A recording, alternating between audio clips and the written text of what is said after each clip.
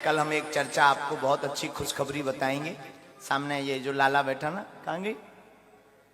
ठाकुर जी को लेके गए ना। कल ना कथा का प्रभाव है। ये जो बच्चे हैं ना, प्रणव नाम रखा, प्रणव, ये कथा की ही देन है। पिछले साल इन्होंने कथा सुनी थी।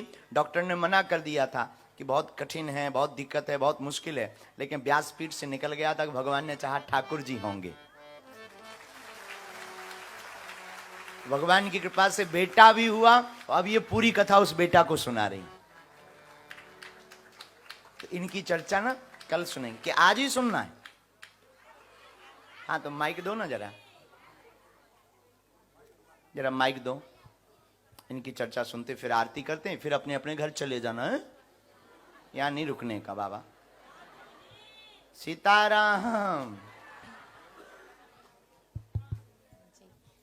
साधु जी सीताराम। जय श्री बागेश्वर धाम की, सन्यासी बाबा की, गुरु भगवान की।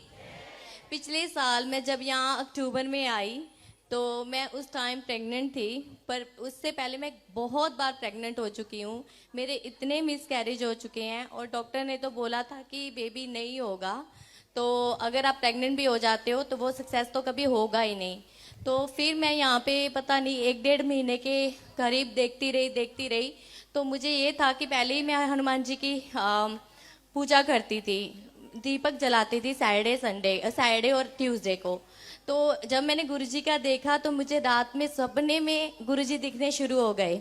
तो मैंने अपने हस्बैंड को बोला कि कभी जब ये लंदन में आए तो मैं इनके दर्शन करने ज़रूर जाऊंगी। मेरे हस्बैंड पंजाबी हैं, तो वो कहते कि पता नहीं किस किस को देखती रहती है। मैंने कहा नहीं, आप ऐसे मुझे मत रोकना। तो फिर जब मुझे पता चला गुरुजी लंदन आए हैं तो मैंने अपने हस्बैंड को बोला कि गुरुजी आ गए हैं, शायद उन्होंने मेरी बात सुन ली है, तो आप मुझे वहाँ पे लेके जाओ, मैंने उनके दर्शन करने हैं। तो हम ये काम में बहुत बिजी थे, तो ये कहते कि पॉसिबल नहीं है। मैंने कहा नहीं, जैसे तैसे मुझे लेके जाओ। तो हम घर से निकलते झगड़ा कर रहे थे, वो पर्चे में भी लिख के आया ऐसा सब कुछ। तो फिर क्या हुआ, जब हम गाड़ी में बैठे थे तब भी हमारी बहस हो रही थी। तो मैंने कहा कि कहते कि क्या पूछना है तूने। मैंने कहा मुझे वीज़ा का इशू चल रहा है पिछले 12-13 साल से। एक तो मैंने वो भी पूछना है, और एक जो बेबी का है मुझे पता है कि ये सक्सेस तो होगा नहीं, तो चले जाती हूँ, पूछ लूँगी ऐसे, है ना। तो ये 2 चीज़ें तो दिमाग में चल ही रही थी मेरे। तो मुझे कहते कि हाँ हाँ पूछ लेना। तो मैंने कहा, ये कहते कि अगर स्टेज पे बुला ले तो जाना, बेइज्जती करवाना अपनी, ऐसे करके। तो मतलब मेरी इंसल्ट कर रहे थे। मैंने कहा ऐसे मत बोलना, कि आप ऐसे मत बोलो, लाइक, है ना। तो क्या हुआ कि जब हम यहाँ पे बैठे तो इन्होंने सबसे पहले बेल्ट उतार दिया। तो मैंने कहा आपको पता है कि यहाँ पे अर्जी लगनी है ना, तो हम जल्दी जल्दी माथा टेंगे कि बाहर से निकल जाते हैं। तो मतलब हमें गुरुजी के दर्शन हो गए। जब भी मैंने गुरुजी को देखा मेरे आंखों से इतने आंसू निकल रहे थे कि मैं ऐसे सोच रही कि साक्षात भगवान मेरे सामने खड़े हैं, साक्षात। तो मैं ऐसे सोच रही थी, मेरी तो छोड़ो, क्योंकि मेरी तो फीलिंग्स थी, मैं सच में बोल रही हूँ, पर मेरे हस्बैंड की जो ये इनको देख के, गुरुजी को देख के ये मुंह से निकला, क्या ये सच में ही भगवान है रितु, ये सच में भगवान है। मैंने कहा क्या बोला था मैंने आपको। तो फिर जब ऐसे ही हम, तब 8 अर्जियां थी उस दिन, आई थिंक 11-12 अर्जियां लगी थी। तो 8-9वीं अर्जी में गुरुजी ने हमें बुला लिया। तो इनके रोंगटे खड़े हो गए कि बात सोचते ही कि कैसे हो गया ये चमत्कार। फिर गुरुजी ने वहां पर्चे में लिखा, कुछ भी हो जाए बच्चा सक्सेस में ही होगा और बेटा होगा। मेरे मन में वो इच्छा थी कि लड़का ही हो, तो वो सच्ची हुआ कि वो लड़का हुआ। और जब ये हुआ कि कितनी मर्जी प्रॉब्लम्स आए, और एक बात बताऊं, मैं एवरी डे हॉस्पिटल जाती थी, सुबह 8-10 पे, 8:30, मिडनाइट में आना, कभी दोपहर को आना, कभी शाम को आना, every day scan, every day blood test. Doctor कहते कि ये प्रॉब्लम है, वो प्रॉब्लम है, तब भी एंड तक, इवन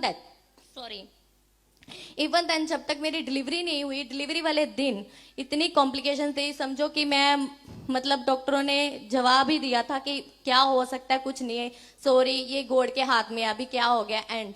तो मेरे मन में वही था। डिलीवरी के टाइम में ओम भागेश्वराय नमः, मैं हनुमान चालीसा 24/7 लगाती थी।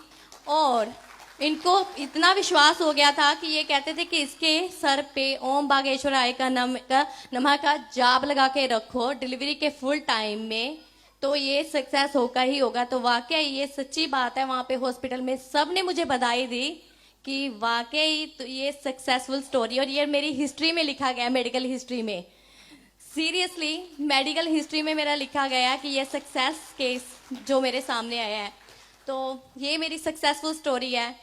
मैं यही मैं सबको कहती हूँ, जिनको विश्वास नहीं है ना, वो कहते हैं ना भगवान नहीं है, ये है वो है, दूसरे धर्मों के लोग यहाँ पे ऐसे करते हैं। मैं सच्ची बता रही हूँ, ये सच्ची घटना है। कोई सच्चे दिल से मांगेगा ना, उसकी खाली झोली भरेगी, वो भी बागेश्वर धाम पे।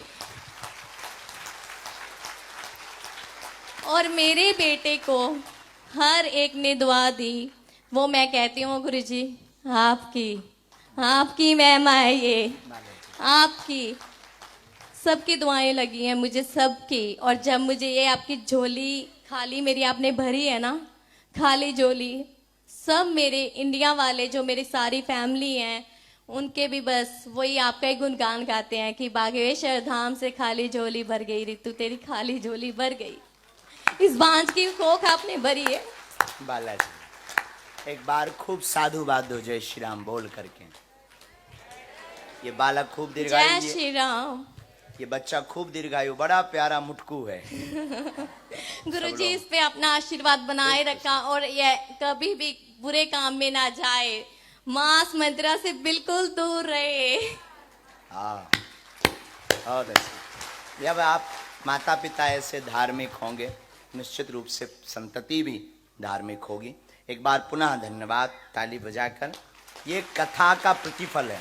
इन्होंने जो कहा, हम कोई ईश्वर नहीं है, ना हम भगवान हैं, ना ऐसा कुछ है, साधारण इंसान है, बहुत ही नालायक आदमी है, अनपढ़ गवार है। हमारे चक्कर में, इनकी बातों में बिल्कुल मत पड़ना। नहीं गुरुजी, ये तो आप साक्षात भगवान हो, आप साक्षात भगवान हो, साक्षात। और आपका जब से ये बेबी हुआ है, मैं तब से तड़प रही हूँ, रोज रोती हूँ कब आओगे। जब टीवी ऑन करती हूँ, फोन पे सारा दिन होती हूँ, बस यही, भगवान आप कब आओगे, कब मेरे बच्चों को गोदी में लोगे, खिलाओगे, आशीर्वाद दोगे। बिल्कुल। तब गोदी में कब लोगे इसको? अभी कथा के बाद। ठीक है गुरुजी, ठीक है। आरती हो जाए। आज की थैंक यू कथा गुरुजी। यहीं विराम। स्वागतम। आज की कथा यहीं विराम करते हैं। सबका मंगल होवे। ये भाव हमारा बताने का और कोई ध्येय नहीं, या प्रचार का कोई ध्येय नहीं। ये बताने का हमारा मतलब ये था कि कथा का प्रतिफल ये होता है।